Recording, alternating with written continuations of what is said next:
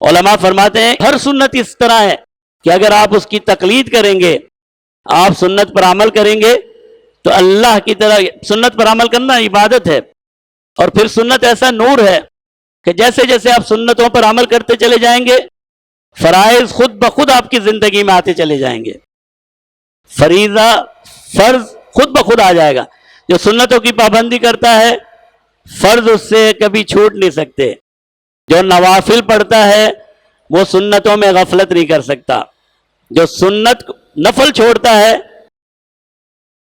پھر اس کی زندگی میں یہ حالت بھی آ جاتی ہے کہ سنتیں چھوٹنے لگتی ہیں،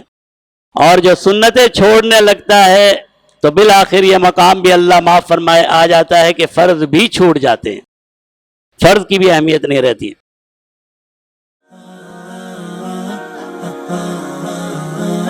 ah